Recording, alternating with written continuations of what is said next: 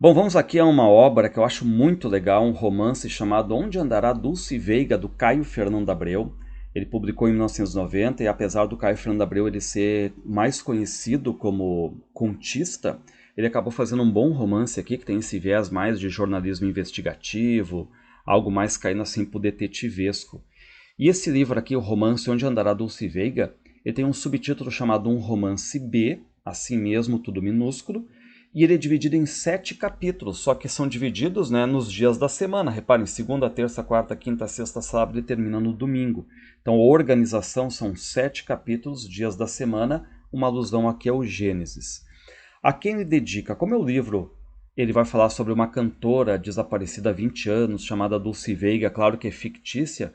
O que faz o Caio Fernando Abreu? Ele dedica também para cantoras aqui, para atrizes, para o diretor de cinema. Reparem, a memória de Nara Leão, que faleceu em 89, e o Caio Fernando Abreu já está fazendo uma homenagem àquela cantora que teve vinculada à Bossa Nova, depois gravou o álbum também da Tropicália. Então o Caio já faz uma homenagem aqui bem pontual, né, porque ela faleceu em 89.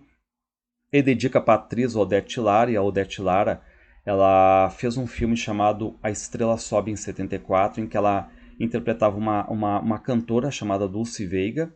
Então o Caio Fernando Abreu viu esse filme e acabou, de certo modo, se inspirando nessa personagem para colocar mais, saber mais da vida dessa cantora fictícia, né, claro.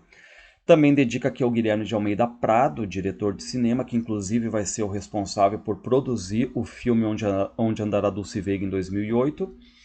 A Cida Moreira, que é cantora, atriz e todas as cantoras do Brasil. Bom, reparem aqui que o primeiro capítulo se chama Segunda-feira, Vaginas Dentatas. Vaginas Dentatas é o nome de uma banda que está fazendo sucesso no presente da narrativa, liderada pela Márcia Felácio, ok? E o romance vai começar com um narrador em primeira pessoa, quase 40 anos. A gente vai ver que no finalzinho, no domingo, ali ele vai fazer 40 anos, né? Então ele está com 39, mas falta uma semana para ele chegar aos 40. E não aparece o nome dele, sem ser nomeado, tá? Então, em primeira pessoa, o narrador quase 40, sem ser nomeado. Ele é jornalista, ele tem miopia, alguns cabelos brancos. Então, é aquele narrador protagonista. Ele vai narrar a própria história, né? Que ele protagonizou.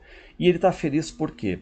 Porque ele estava desempregado, estava na fossa, mal, depressivo, e agora ele conseguiu um emprego. Reparem, um trabalhinho de repórter no Diário da Cidade, talvez o pior jornal do mundo. Mas mesmo que seja o pior jornal do mundo, o narrador está feliz. Afinal, aquele podia ser o primeiro passo para emergir do pântano de depressão e autopiedade onde refocilava há quase um ano.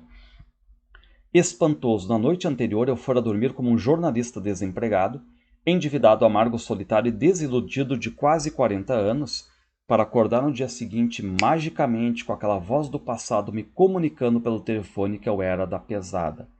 Então agora, com esse emprego, ele pensa que a vida dele vai ter uma rotina, agito, ação.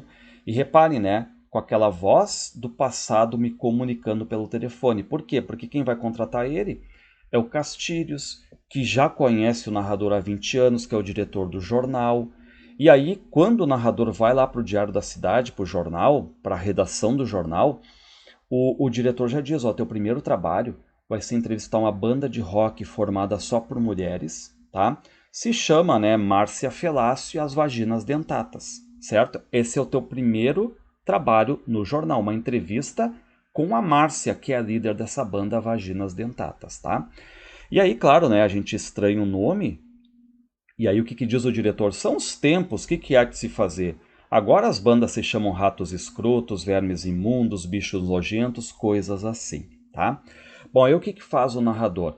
Ele tem que ligar para entrevistar a Márcia, porque é o primeiro trabalho dele no jornal. Só que quando ele liga para lá, atende a Patrícia, que é uma espécie de secretária da banda.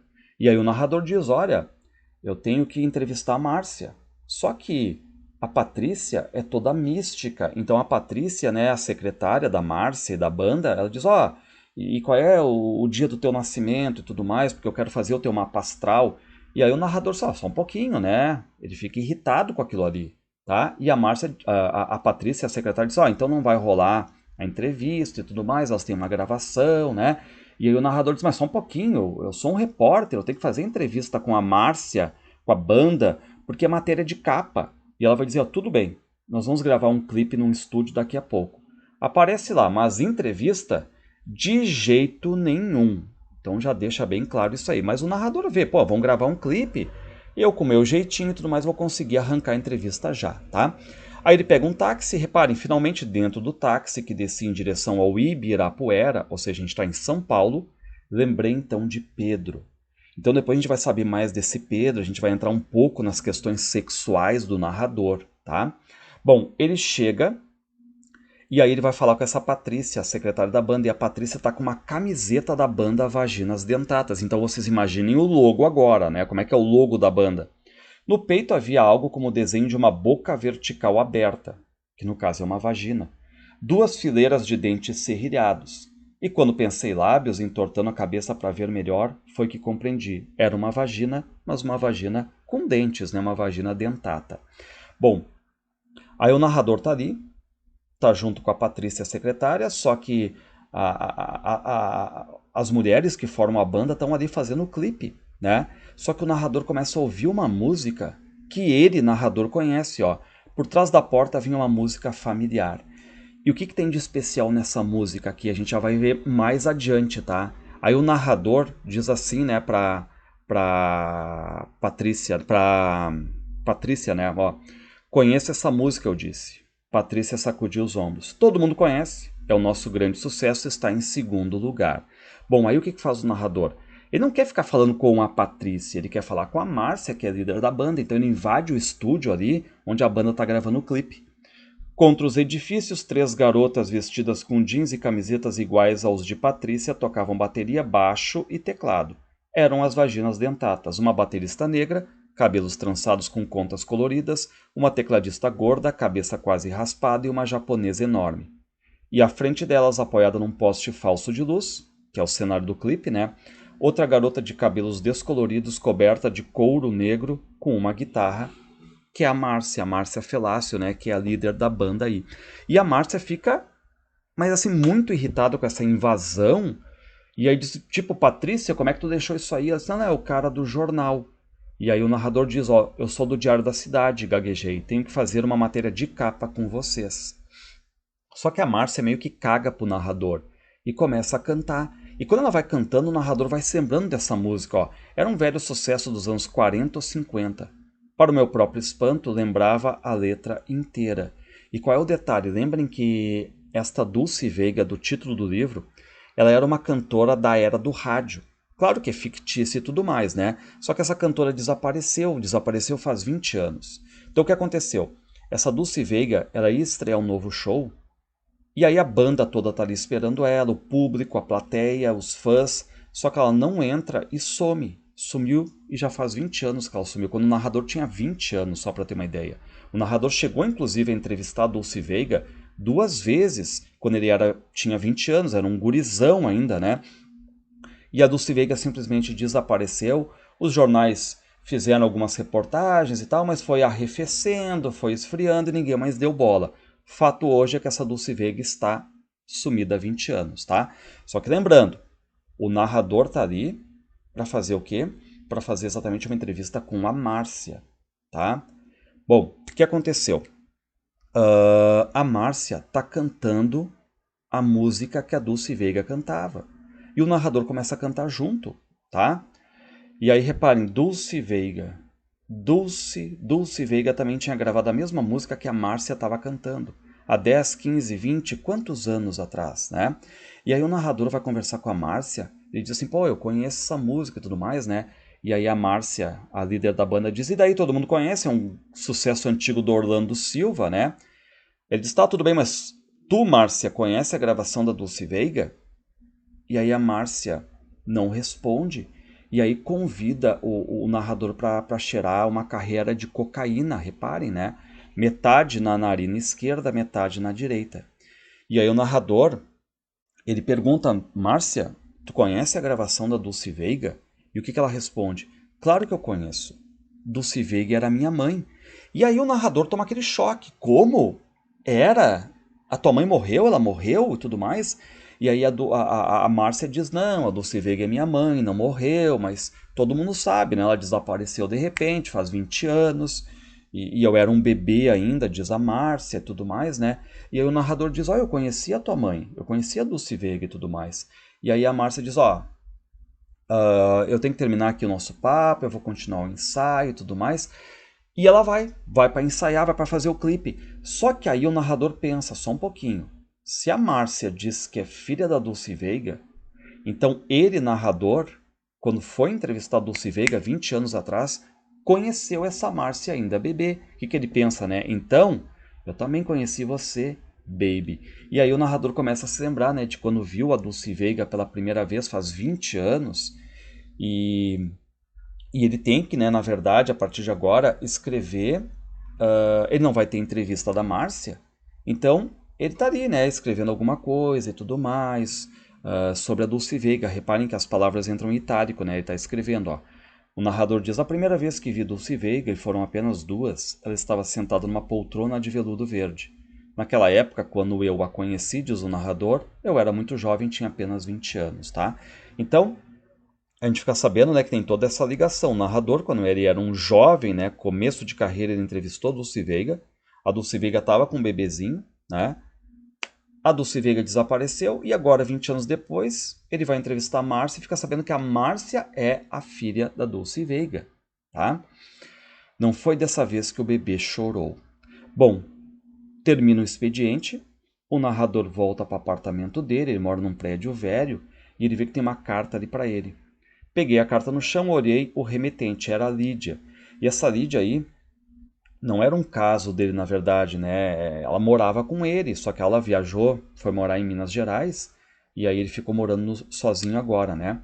E aí, antes de dormir, antes de acabar esta segunda-feira aqui, no que ele pensa, o narrador começa a pensar no Pedro, tá? Ele pensa em outro homem aqui. Bom, a gente vai agora para o capítulo 2, que é terça-feira, o hardcore aqui, né, da beleza, né? E aí vai aparecer um personagem chamado Jacir, tá? E esse Jacir tá sumido, e aí a mãe dele, né, a Jandira ali tá preocupada, né? E ele diz assim, o Jacir, que se dane, não me chame mais de Jacir, agora eu sou Jacira. Então esse Jacir, ou Jacira, né, só tem 13 anos, e ele precisa de dinheiro, então pergunta pro narrador, pô, tu não quer uma faxina e tudo mais? Aí o narrador diz, hoje não, bem quarta-feira, né? E aí o narrador de novo agora vai pro jornal, tá? Vai lá pra redação do jornal, e ele pergunta pro diretor, ó, Castilhos, você lembra da Dulce Veiga? A tal Márcia Felácio, a líder das vaginas dentatas, é filha da Dulce Veiga. E aí o Castilho se lembra, né? Pergunta, tá, e onde é que andará a Dulce Veiga? E aí o narrador diz, é aquela, desapareceu faz 20 anos, né? E aí o Castilhos diz, né, eu me lembro sim da Dulce Veiga. A Dulce Veiga, diz o Castilhos, a melhor de todas. A mais elegante, a mais dramática, a mais misteriosa e abençoada, com aquela voz rouca que conseguia dar forma a qualquer sentimento. Nós éramos um clube fechado na época, 20 anos atrás, uma legião, uma seita de fanáticos aos pés da Dulce Veiga. E aí a gente vê que o Castilhos também adorava a Dulce Veiga. E aí o narrador diz, olha, eu também conheci a Dulce Veiga, tá? Eu fui entrevistá-la quando eu tinha 20 anos. E eu nem tinha ainda 20 anos. Acho que foi a primeira entrevista que eu fiz na vida, começo de carreira. E o narrador trabalhava com uma revista de mulher. E aí ele chegou aí 2 vezes no apartamento da Dulce Veiga. E aí o Castilhos pergunta, e onde andará a Dulce Veiga hoje? Que é o título do livro, né? Bom, aí o que diz o Castilhos? Tu conseguiu a entrevista? Não consegui a entrevista com a Márcia, ela não quis dar e tudo mais, é toda mística. O Castilhos diz, não me interessa, tu vai escrever uma crônica. Castilhos ergueu a mão, desenhou as letras no ar com a fumaça do cigarro. Onde andará Dulce Veiga? A crônica vai se chamar assim. Quero isso sem falta aqui na minha mesa amanhã, às 6 da tarde. Desculpa, não tem amanhã. Quero isso aqui sem falta aqui na minha mesa às 6 da tarde, né, dessa terça-feira, tá? E aí, o Castilhos diz, e outra coisa, vai lá nos arquivos, pega uma foto da Dulce Veiga e tudo mais para ilustrar a tua crônica. Só que o narrador pensa, eu nunca tinha escrito uma crônica na minha vida. E aí o que ele faz? Ele tem agora o primeiro trabalho dele, que era entrevistar a Márcia, não deu certo. Mas uma coisa puxa a outra, então ele vai ter que fazer agora uma crônica sobre a Dulce Veiga. E ele começa então a pegar a máquina de escrever e começa, né?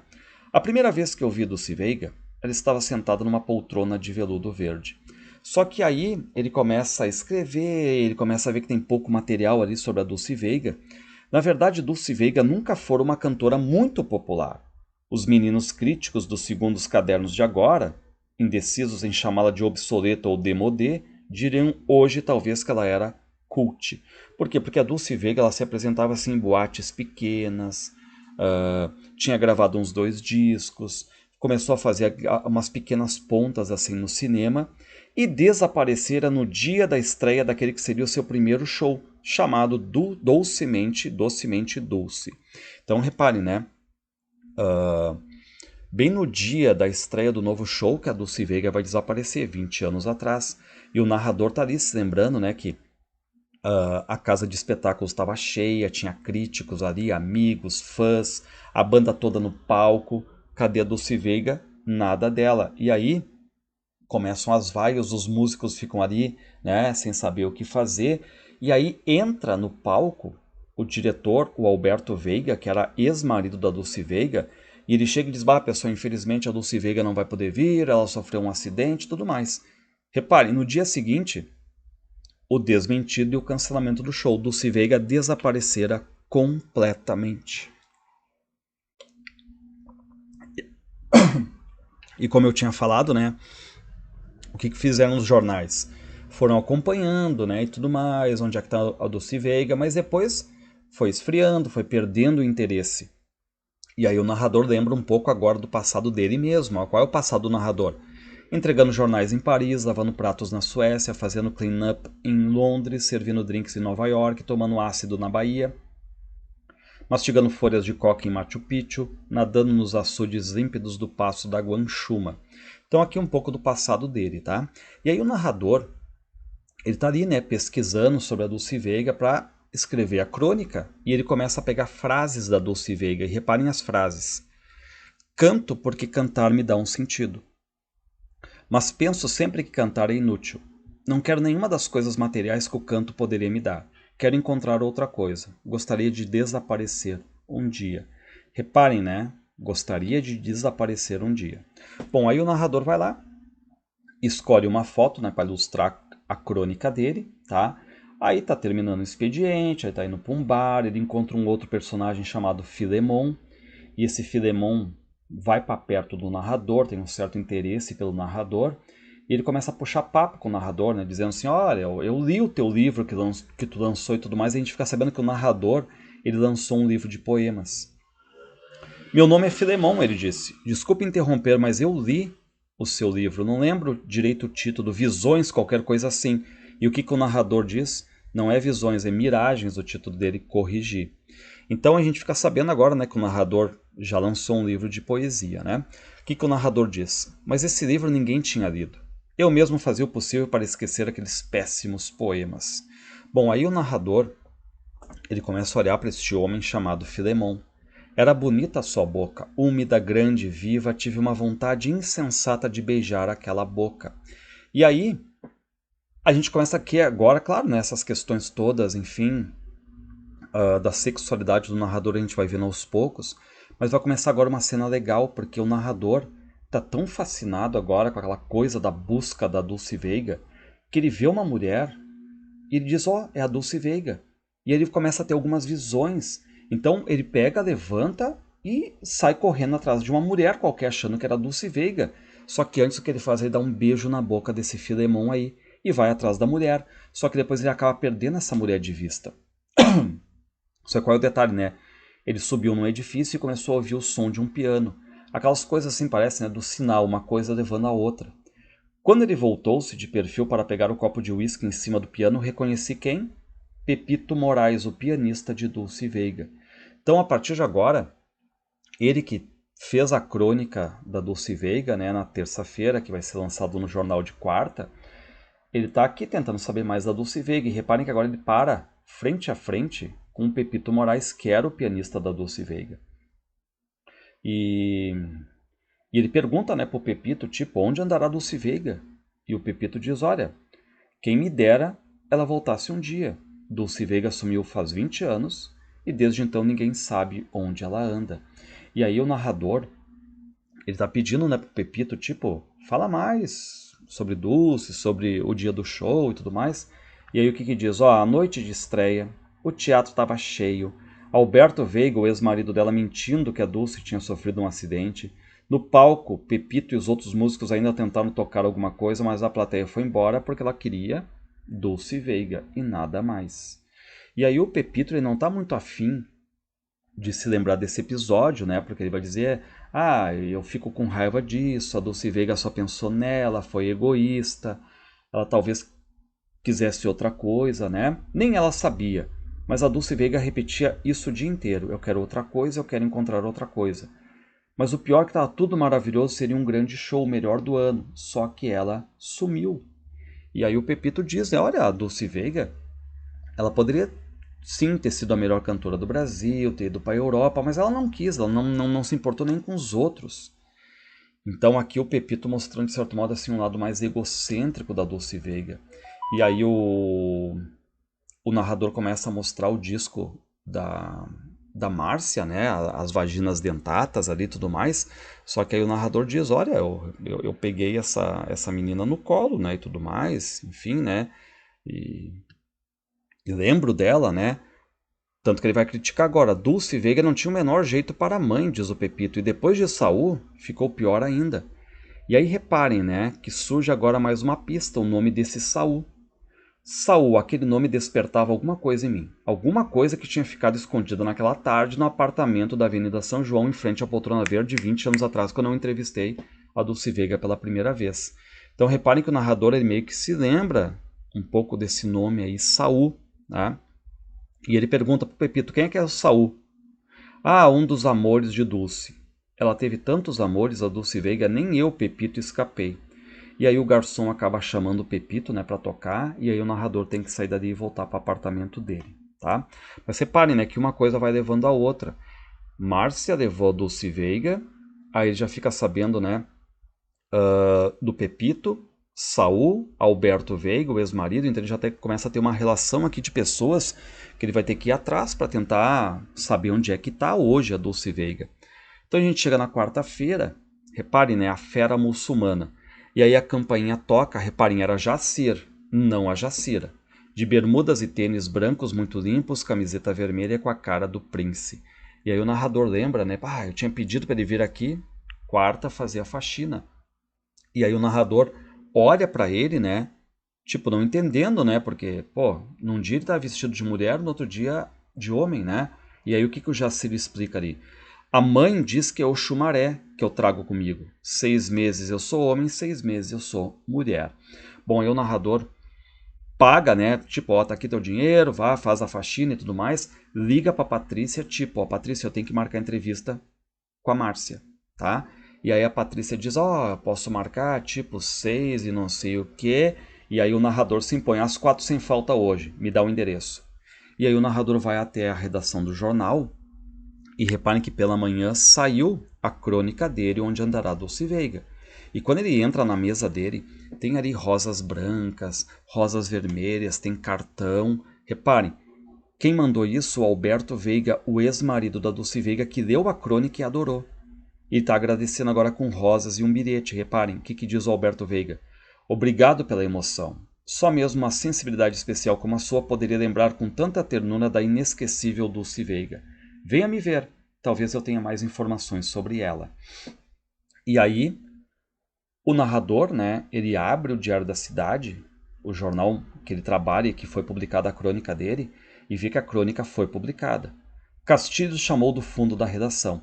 E qual é o detalhe? A crônica foi um sucesso. Tem muitos comentários, todo mundo falando sobre. E aí o que o Castilhos diz para o narrador? Quer dizer que a sua crônica é um sucesso. E aí o narrador diz, pô, eu não pensei que alguém se lembrasse dela, né, da Dulce Veiga aqui. E aí o Castilhos diz, olha, eu liguei, né, o Rafik, que é o dono do jornal, ligou, tá, e quer falar pessoalmente contigo. Tu tá com sorte, hein, porque o Rafik é o dono do jornal. Ó, Rafik era o dono do jornal, de prédios, ilhas, iates, queria agora um canal de TV. Então ele é riquíssimo, né, o dono do jornal. E aí o narrador sai, não para falar com o Rafik agora, mas para entrevistar a Márcia. E quando ele chega lá, a Márcia tá lendo a crônica dele no jornal Diário da Cidade, só que ela tá muito irritada. Por quê? Porque ela acha que o narrador tá tentando se aproximar dela para falar da mãe e não dela. Quem esse idiota pensa que é? Diz a Márcia, me usando como pretexto para explorar a história de uma pobre mulher como a minha mãe Dulce Veiga, desaparecida num pasquim escroto da imprensa marrom sensacionalista. E aí a Márcia diz, né, ó, tu sai daqui, eu quero fazer meu sucesso, sucesso próprio, eu não quero ficar nas costas da mãe e tudo mais. Ok, né? Só que a Márcia aceita a entrevista. Só que ela diz, ó, eu não vou falar nada, nem uma vírgula sobre a minha mãe Dulce Veiga. A entrevista é sobre mim, né? E sobre a banda, né? As Vaginas Dentatas.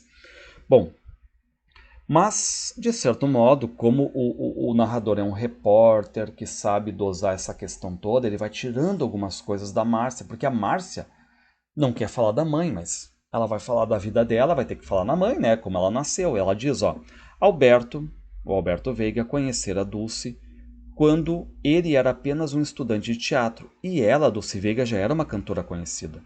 Agora, quando a mãe desapareceu, Márcia não tinha 2 anos ainda, era pequena. E aí o que aconteceu? Ela fica aos cuidados do Alberto Veiga. E o Alberto Veiga manda a Márcia primeiro para a avó paterna, no Rio de Janeiro, depois manda para outra avó em Goiás. E aos 15 anos, Márcia foi mandada para Londres para completar a sua educação. Só que qual é o detalhe? Em Londres, a Márcia ela acaba conhecendo um tal de Ícaro. Tá, ele também queria ser músico, os dois começam a tocar em pubs e tudo mais, mas caem profundamente no mundo das drogas. Tanto é que a gente viu a Márcia no começo ali cheirando, né, cocaína. E aí o Alberto Veiga descobre que a Márcia lá em Londres está metida com drogas e manda buscar ela. E ela volta quando ela tem tipo 18 anos.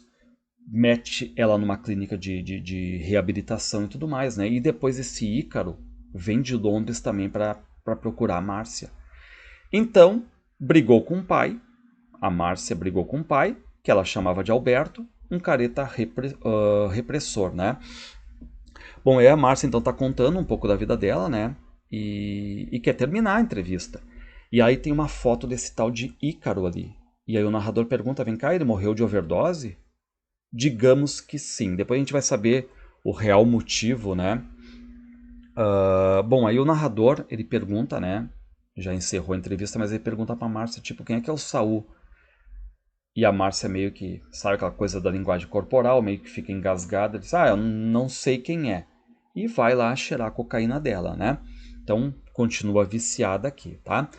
Termina a entrevista, o narrador vai pra onde agora, né? Ele pensa, pô, eu tenho que ir lá me encontrar com o Rafik, que é o dono do jornal, que gostou da minha crônica e tudo mais, é o todo poderoso, né? Só que quando ele tá na rua, ele vê outra visão de uma mulher achando que é a Dulce Veiga. Dulce Veiga estava parada na porta da igreja com um vestido leve, de verão, desapareceu dentro da igreja. Então reparem que a gente está tendo essas aparições, essas visões da Dulce Veiga para o narrador, e isso parece assim que vai dando esperança para ele, né? Só que ele continua a lembrar de quem? Do Pedro. Lembrei exatamente de como eu conhecer o Pedro. E aí ele lembra, né, que se conheceram no metrô, se tornaram amigos. Depois a gente vai ver um pouquinho mais dessa história aí entre o narrador e o Pedro. Bom, aí o narrador vai até onde? A casa do Rafik, que é rico. Era um cinquentão grande, esse Rafik, forte, de ombros largos e cabelos inteiramente grisalhos. E esse Rafik aí é aquele cara, apreciador de arte e tudo mais, né? E o Rafik diz pro narrador, beleza, uma verdadeira beleza o que você escreveu sobre a Dulce Veiga. Minha mulher Silvinha chegou até a chorar com a tua crônica. O dia inteiro um sucesso, desde manhã cedo uma loucura, agências de publicidade, canais de TV, gravadoras, todo mundo quer saber onde anda a Dulce Veiga. Um editor quer publicar uma biografia dela, tem produtor já armando programa especial, não sei que lá.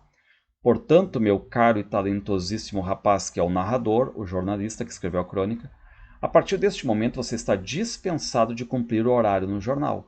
De agora em diante, seu trabalho vai ser exclusivamente esse, beleza, um trabalho delicioso. Qual? Encontrar Dulce Veiga, encontrar a nossa querida Duke Veiga. Repare então que o Rafik dá carta branca para o narrador, não precisa mais fazer horário, mas tem que encontrar a Dulce Veiga. Faz pesquisa, entrevistas, viagens, o que quiser para achar a Dulce Veiga.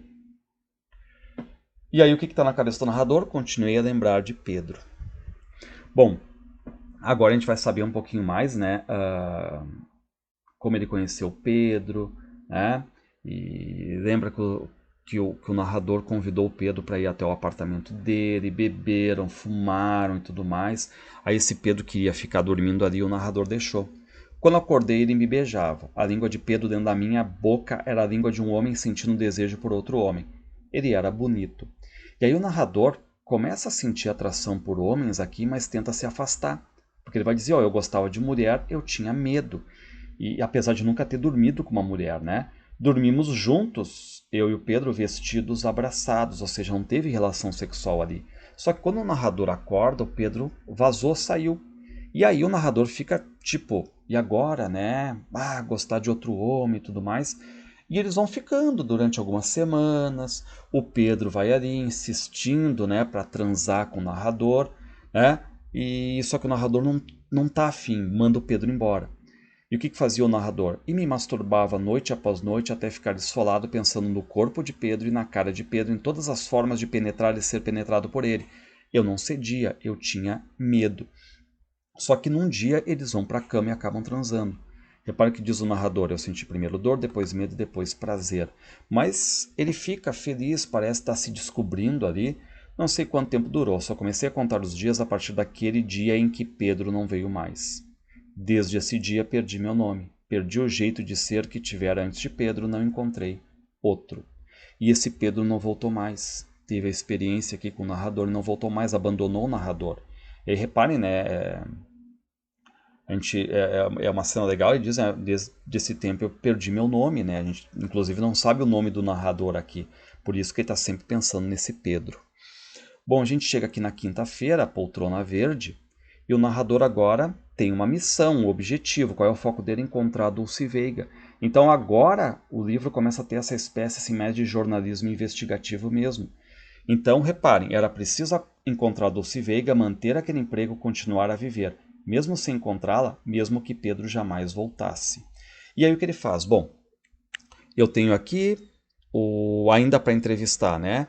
Não sei quem é esse Saul, mas citaram Saul, mas eu tenho o Alberto Veiga, que leu minha crônica, diz que pode colaborar, que me deixou lá, né? Rosas vermelhas, brancas, adorou minha crônica, vou lá.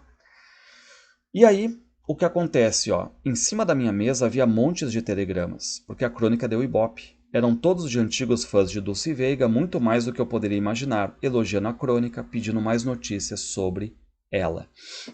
E aí o narrador vai, então, né, até um ensaio de teatro do diretor Alberto Veiga, e o Alberto Veiga está fazendo uma adaptação daquela peça O Beijo no Asfalto, do Nelson Rodrigues, e ele chega lá e o Alberto diz, o narrador, você chegou na hora exata, este é o grande momento da peça, a cena em que Nelson Rodrigues não se atreveu a escrever. Bom, aí o narrador ele não está ali para discutir a peça de teatro, ele quer falar sobre a Dulce Veiga. E aí reparem, quando Dulce Veiga desapareceu, ela, Dulce Veiga e Alberto estavam separados há quase 2 anos, praticamente desde o nascimento da Márcia. Então, a gente fica sabendo, né, que o Alberto Veiga e a Dulce Veiga eles foram casados por quase 10 anos, viveram uma fase muito feliz assim, só que o Alberto não está querendo revelar por que se separaram. Mas parecia evidente que enquanto Alberto desfraldava cada vez mais sua homossexualidade, Dulce começará a beber, a tomar drogas, a ter amantes bizarros. Então, o que a gente começa a ver, né?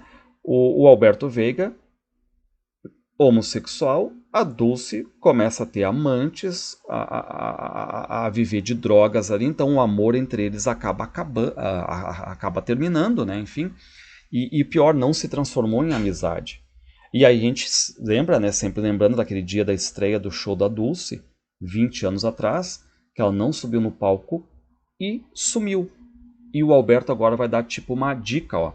Na noite seguinte, o teatro lotado, ele telefonou primeiro para o apartamento dela e ninguém atendeu. Depois ligou para Lilian Lara, com quem às vezes Dulce deixava Márcia quando não a levava para o ensaio.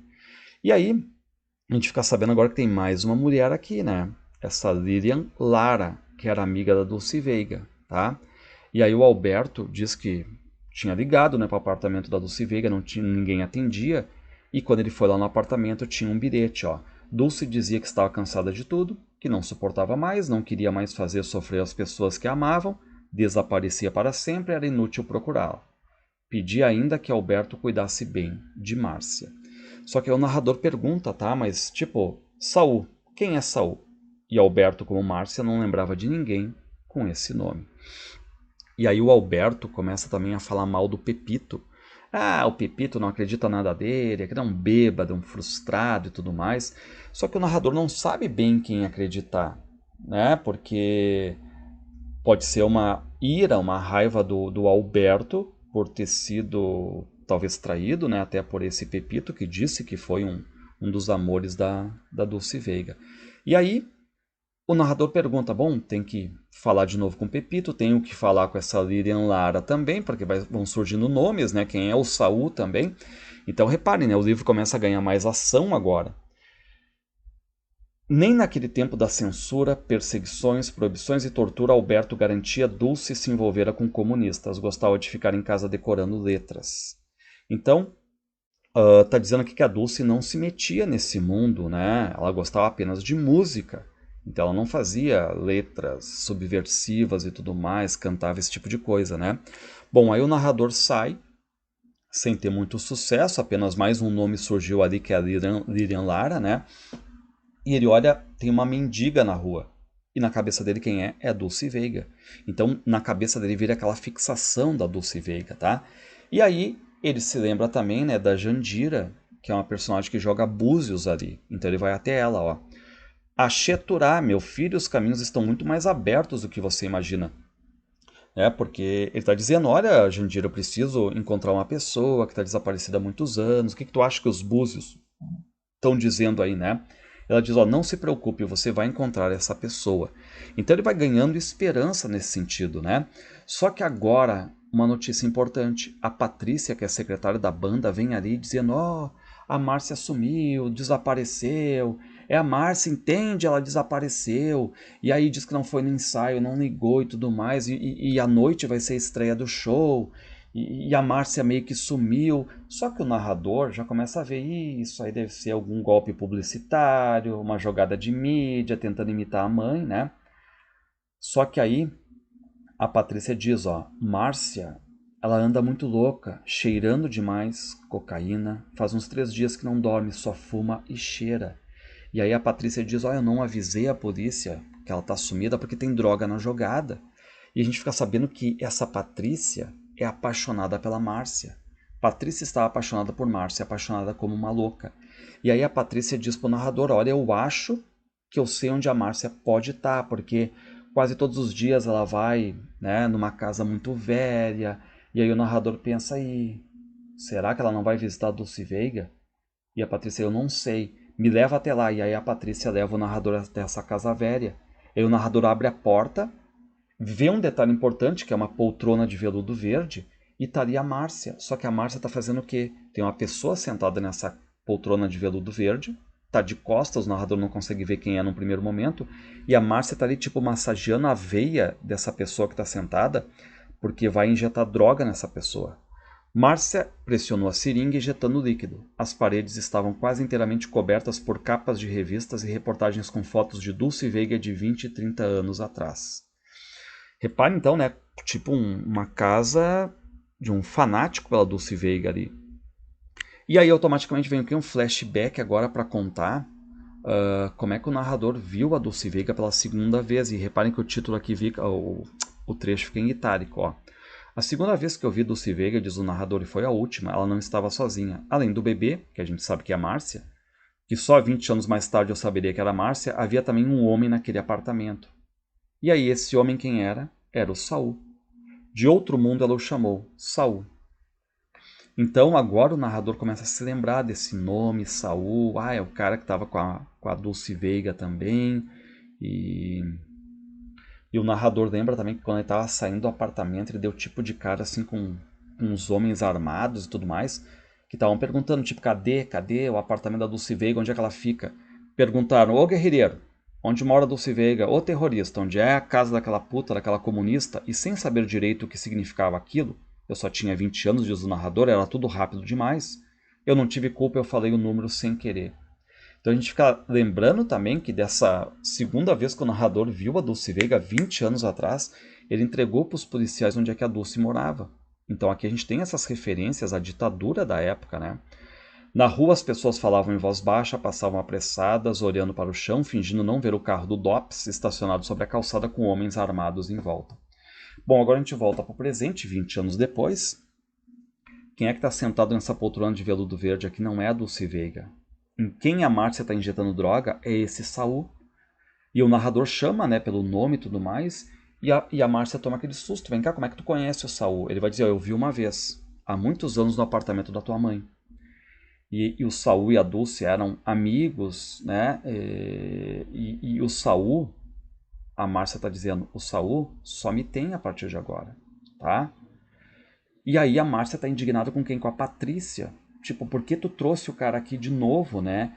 E aí a Patrícia diz, o nosso show, a estreia, Patrícia gemeu, tu não vai, lutou por ter sucesso e vai abandonar, né? E aí surge uma mulher ali, tá? Meio índia, né, como aparece no texto, que é chamada de Iracema. E essa Iracema pergunta, havendo um tumulto que está tendo na casa, né? O que foi, dona Márcia? Eu ouvi uns gritos, o seu Saul está passando mal de novo? E a Márcia diz, não, Iracema, não foi nada e tudo mais, né? Bom, o narrador volta para casa, ele fica feliz, né, com os búzios lá da Jandira, bota um dinheirinho embaixo da porta, tipo agradecendo, né, porque as coisas estão entrando no caminho correto agora. Bom, a gente vai para sexta-feira, o Labirinto de Mercúrio, e aí o narrador vai agora para onde? Pro bar, onde vai ser o show das Vaginas Dentatas. Então é um bar, né? Claro que tem ali punks, pessoal de cabeça raspada, skinheads, góticos e tudo mais. Sobre as cabeças dos mutantes, os telões de vídeo reproduziam a imagem de Márcia. E aí começa o show das Vaginas Dentatas. O narrador tá ali vendo, tá gostando da performance, né, da Márcia. Só que aparece quem ali? O Filemon, aquele que tinha comprado o livro do narrador, lido, né, aquele livro de poesias, que o narrador, inclusive, na saída ali deu um beijo nele. Era Filemon. E o narrador vendo o show, mas ele fica com uma vontade de beijar o Filemon de novo. Reparem que o narrador ali tem dúvidas, né, acerca, de certo modo, da própria sexualidade. E o Filemon quer, porque quer ficar com o narrador. E ele diz, ó, é lá embaixo eu te mostro. Ele, Filemon, me puxou para o porão onde ficava o palco. Estranho, estranho impulso, já que, excluindo Pedro, eu não era homossexual. Mas poderia contar também, se tivesse coragem, se houvesse tempo, se valesse a pena, a história de Saul. A história do outro beijo, o beijo que Saul me deu. Como eu dera em Filemon, súbito, sem explicação. Bom, então a gente fica sabendo aqui que o narrador, ele teve um caso ali com Pedro, tá? Ele beijou o Filemon, e agora a gente fica sabendo que 20 anos atrás o Saul beijou também rapidamente o narrador. Então as histórias vão se ligando ali, né? Bom, aí o narrador e o Filemon voltam lá pro palco e o show termina. Só que quando o show termina, o público tá ali, né, pedindo bis. O público pedia bis, as luzes apagaram, batiam palmas, gritando porque parou, parou porque... E aí o Filemon começa a se declarar pro narrador. Só que bem na hora vem a Márcia, retorna pro palco, só que ela entra sozinha, sem a banda. E aí o que faz a Márcia? A Márcia pega o violão e começa, né? Minha mãe, a Dulce Veiga, era uma grande cantora, tá? A Márcia falando sozinha ali pro público. Há 20 anos ninguém sabe onde ela anda. Ela deixou alguns poemas, entre eles este que eu musiquei. Onde quer que ela esteja, dedico a ela esta canção. Chama-se Poltrona Verde. E aí a Márcia vai cantando o quê? Vai cantando sozinha. A música termina, é aplaudida e tudo mais. Só que ela pega o narrador e diz, ó, eu tenho que conversar contigo. E ela vai pro camarim. Só que aí, claro, as outras integrantes estão assim indignadas com a Márcia, chamando ela de traidora e tudo. Ó, traição, traição, você devia ter chamado o grupo todo no palco, só você quer aparecer, sua naja.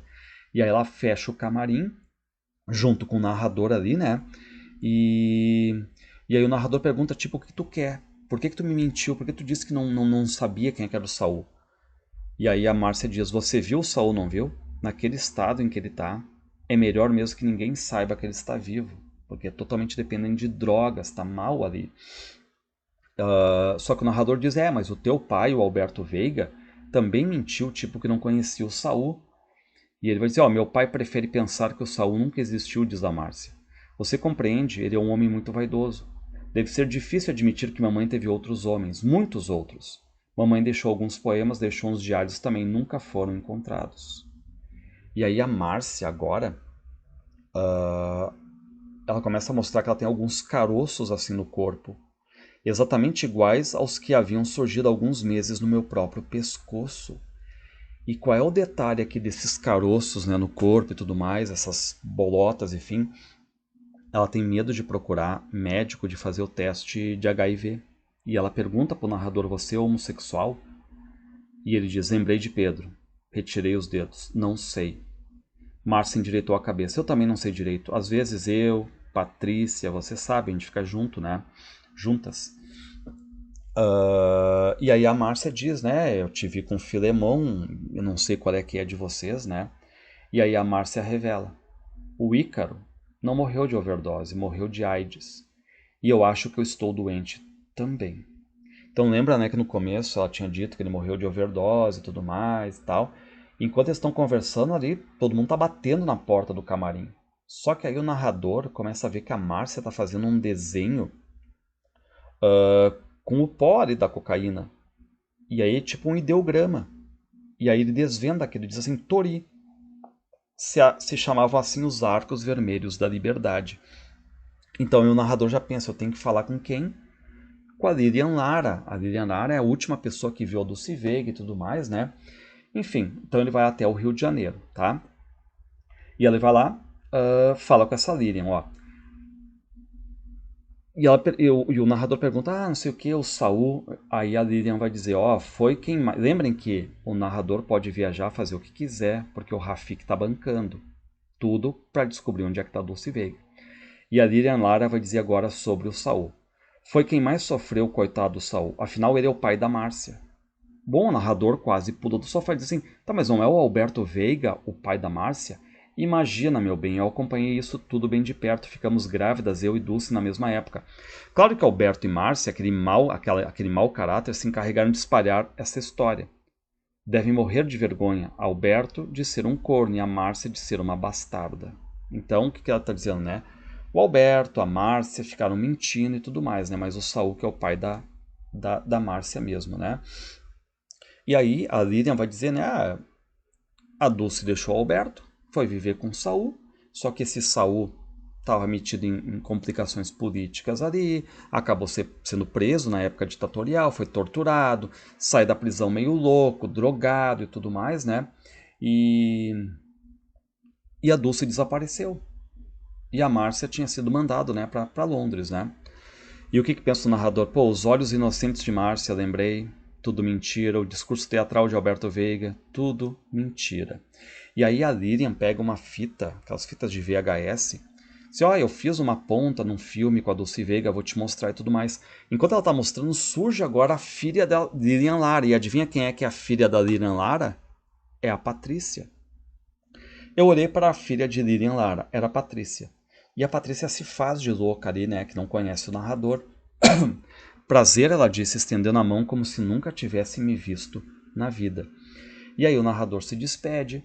Na rua ele tá ali com a Patrícia, né, pergunta, tipo, o que tu tá fazendo aí? A Patrícia também, tipo, o que tu tá fazendo aqui? E aí ele explica, não, olha só, o Alberto Veiga falou da Lilian, eu vim aqui ver e tudo mais, falar com ela, né?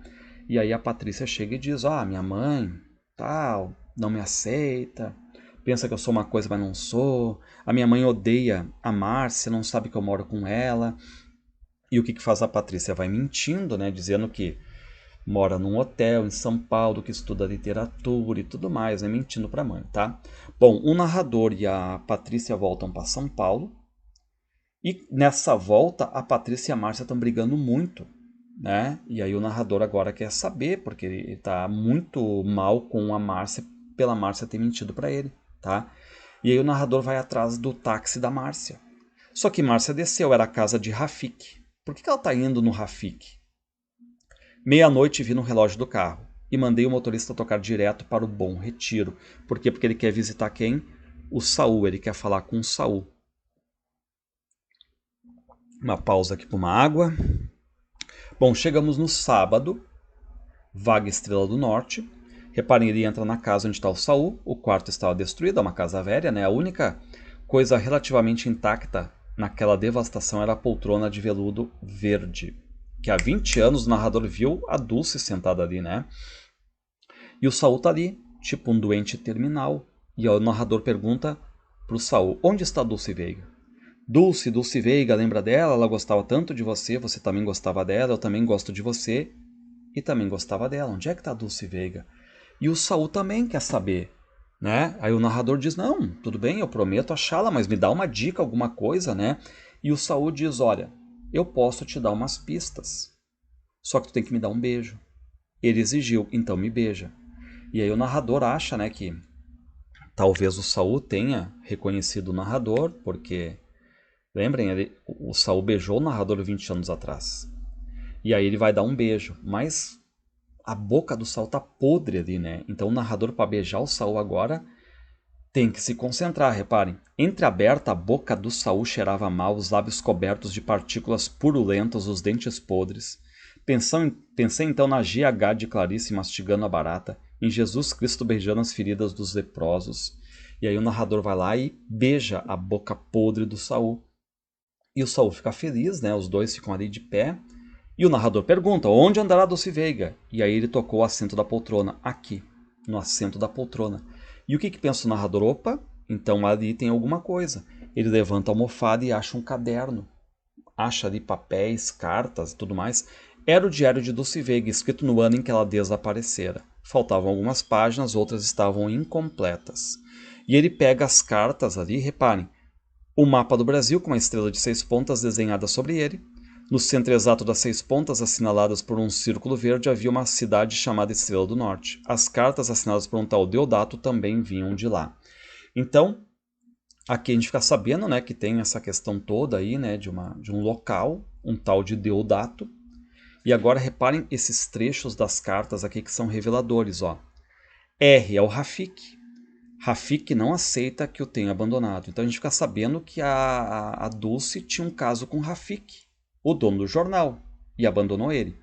Disse que não tem ninguém mais, ele não acredita. Me esbofeteou, disse que eu tenho outros homens. Alberto e Lilian dizem que é perigoso que eu me envolva com Saul, que ele está metido em coisa que não compreendo.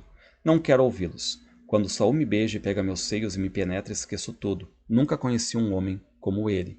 Então a gente fica sabendo, né, que o Alberto e a Lilian já tinham dito, ó, o Saul pode cair na polícia ditatorial e tudo mais, né? Mas ela gostava do Saul, não quis ouvir. Rafik soube que eu tenho andado com Saul. Disse que vai mandar fazer uma investigação sobre ele. Não posso romper completamente com Rafik. Saul não compreende.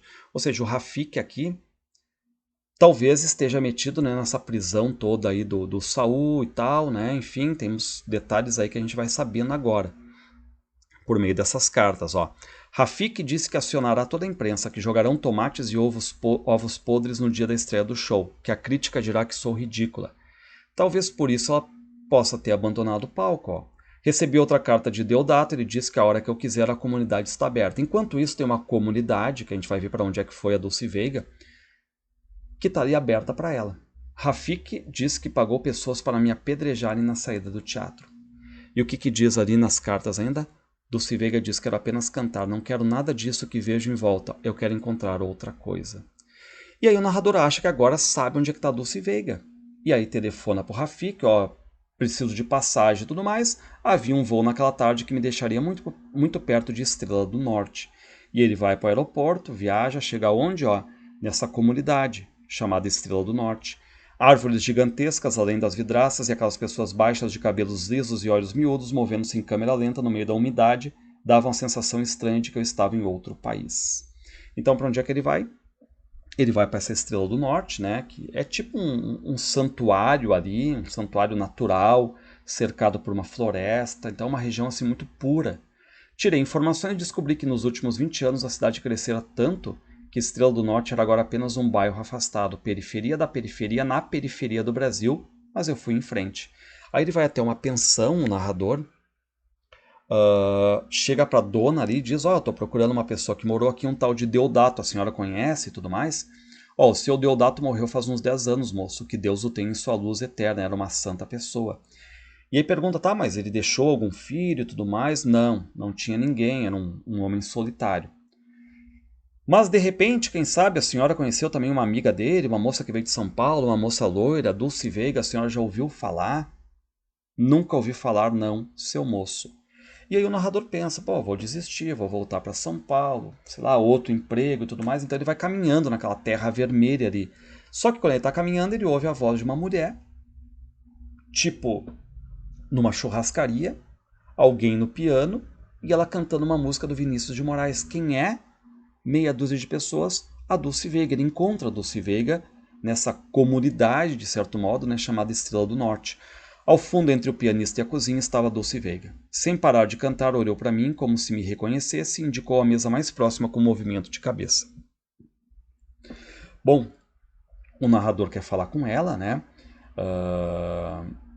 A Dulce Veiga envelheceu um pouco e tudo mais, né? Mais de 50 anos já.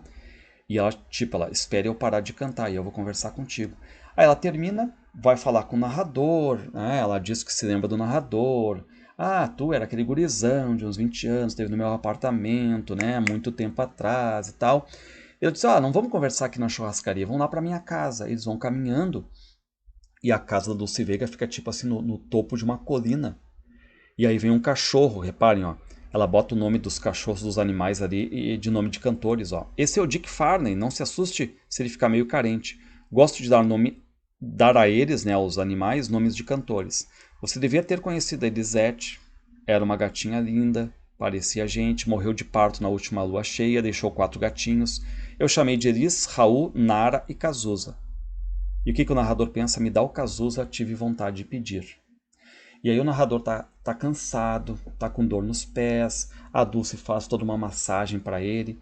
Tentei falar novamente, eu precisava saber por que afinal ela desapareceu e muitas outras coisas, né? Só que o narrador começa quase a dormir, ele quer fazer perguntas ali e ela diz, são tudo histórias, menino. A história que está sendo contada, cada uma transforma em outra e na história que quiser. Escolha entre todas elas aquela que seu coração mais gostar e persiga até o fim do mundo, mesmo que ninguém compreenda. E aí o narrador acaba dormindo nesse sábado, né? E aí a gente chega no último capítulo, domingo, chamado Nada Além, que é o nome da música dela, né? Ele acorda no domingo.